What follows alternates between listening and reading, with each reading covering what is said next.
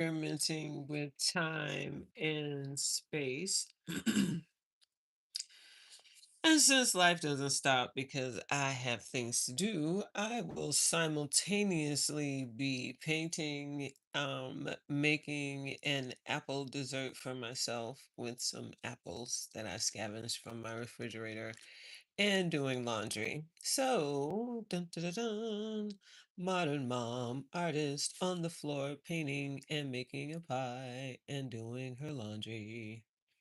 So let's get into it, to quote my good friend. So, how will I arrange my camera today? I'm on the floor. Hmm. So, it said something weird like orientation blocked. Hmm. A lot. So, it looks like I can only do things one way. So let's try. Let's try doing them this way. Mm, a little box job for you. So, back on the floor. I actually use this yoga mat like it's my mobile get comfortable on the floor device. And these are some things that will become other things. This canvas was gifted to me, and there was a nice toucan painted here. And repurposing this canvas, I decided to just kind of incorporate um our friend's essence here. I don't feel like I should just cover them up. Even though I did change the colors and I don't know. So I'm working on it. But anyway, and there's like a face emerging here. This might become something Egyptian actually. See that? And this is definitely a profile. And this can be one of those pharaoh type headdresses. So nice. Yeah, that's definitely coming together. Ooh, look at that. Oh, more well. Mm, I gotta do better with this setup. Oh, but oops. So this is the inside of this book. Inside here, you will find. Take a look. It's in a book. The Reading Rainbow. Here we go. Except you're reading paintings.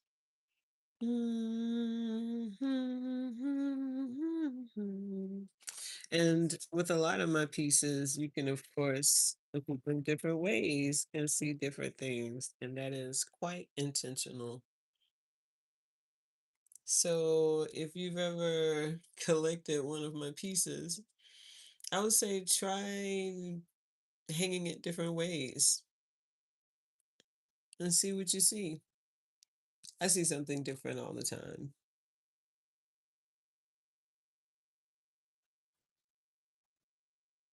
But I'm an indigo. I'm not sure how many people out there are indigo children, but it's powerful. People don't talk about it much anymore, but definitely an indigo.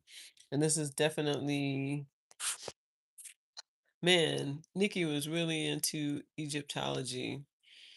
And I see it. I wonder if you see it. I see a profile. This is going to be a headpiece, still keeping the toucan. The colors just kind of naturally emerged like that. I didn't want to lose the yellow. This was all white, and then around here was red, and I just literally went over it with a light yellow wash.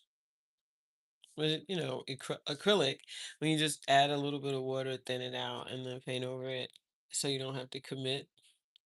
And then I did like a more of a flesh color here, and beveled it, I guess would be some way. I like to texture the paint when I'm adding it. So I like for you to be able to see the movement of the paint. I think it adds emotion and character.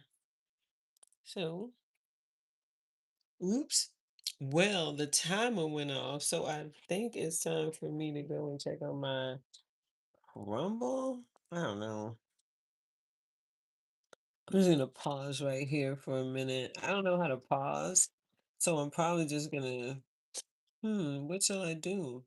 The dilemma, do I want to keep painting or do I want to go chase my apple cobbler? Let me see what's going on.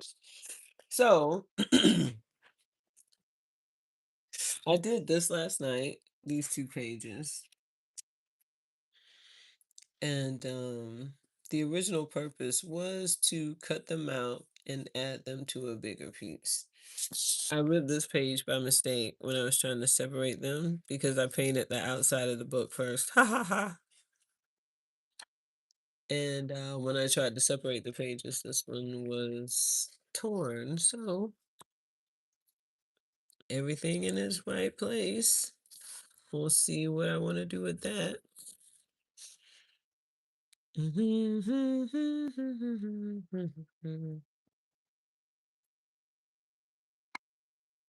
Sometimes when you paint late at night, you forget to orient things. So if you ever get one of my books and you try to figure out why are some of the pages upside down and why do I have to turn it around and around, you can say it's intentional. It might be. It might not be.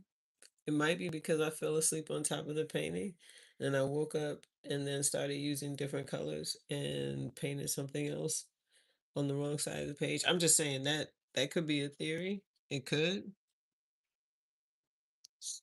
Because when I first started this one, let's see what was happening. This was like shoulders and a profile, right? And I just started off like do do do do do do do do do. Then I literally drew in this part, and that created the face. And then I added like a little twizzle at the top. This could be the tip of the nose meeting the brim of that hat. And that hat might become a little bit more dramatic as we go along. Oh, wait, people are checking in? Oh, that's awesome. Ah, I'm glad you guys have, I'm not the most tech savvy. So, yeah, I'm literally sitting on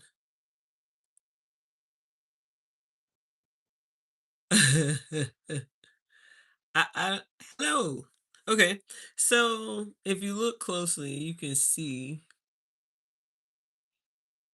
where this is actual watercolor. And I started off with just taking the paint with a little water and doing an outline. And then just use water to spread the look around to give it kind of like that soft look. And then this was literally an accident, but I like the way it happened. And I thought about doing more, but then I was like, nah, I like it the way it is. And then I just filled in this part and made it look like an eye. And this already looked like kind of like a smile, a smirk, maybe. But yeah, and then I looked back and I was like, hey, that's a face. Because as you can see, originally this was probably going to be a woman. And so I created some shoulders. She got some broad shoulders. Look at that girl. But if you turn it upside down, this is what you see.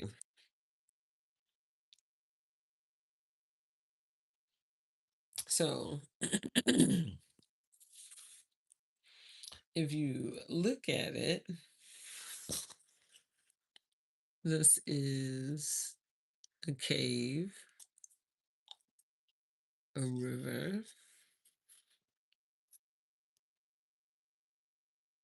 spreading. This is the form.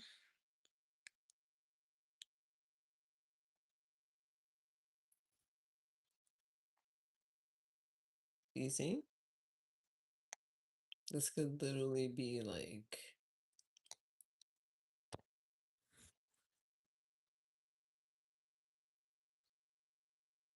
see? Like a root vegetable. And then you move and you see the eye. Over here, I started painting this one. It's just like little dendrites. If you're a science nerd, then you know what a dendrite is. But when you take the watercolor and you create like a darkness and then you fill it in. Yeah. And this yellow, this gold is literally acrylic. And I just kind of dribbled it and pulled it out like that. So this is watercolor. The turquoise is watercolor. And this is acrylic.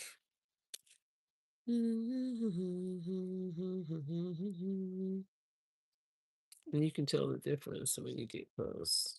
Okay?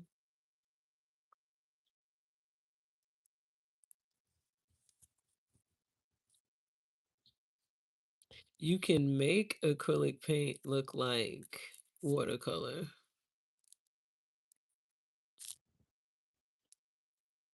And you can see where I let it bleed through. I'll show you how to do that. We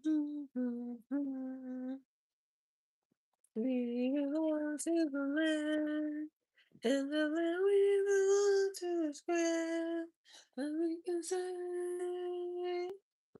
oh,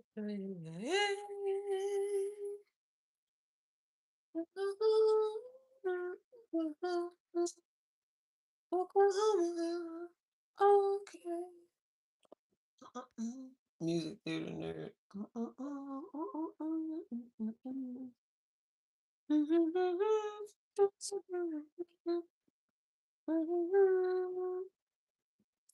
All right, you're gonna need something to put water in. Mm, doesn't look like I brought it. Ugh, old people standing up. Hear about a sound. Oh, yes, I can use this.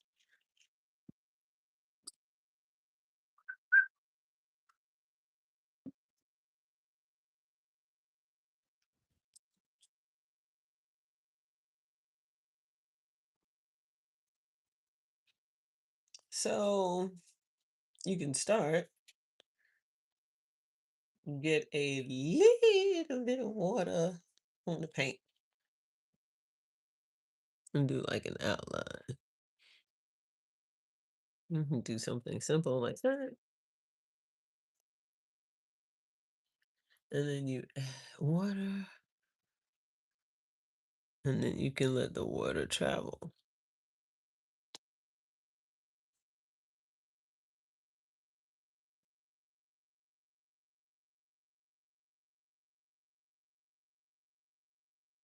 And you don't even really have to brush it. You just really drag the water. Right? You can literally just touch it with the paint. And as long as you put down that initial outline, it'll just follow it.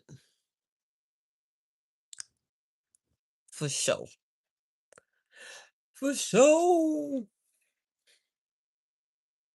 And it works even better if it's flat. Like,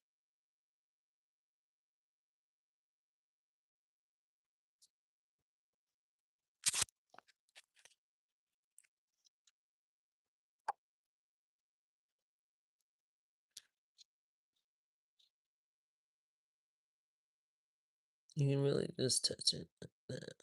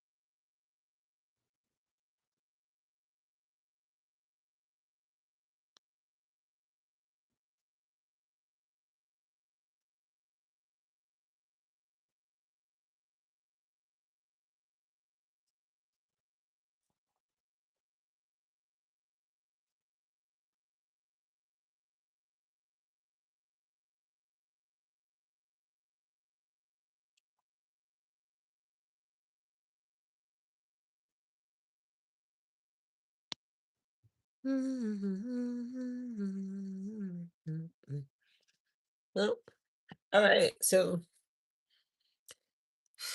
I'm gonna practice some more tonight, but I promised myself that I would at least record some portion or create something every day. And this is fun. Cool.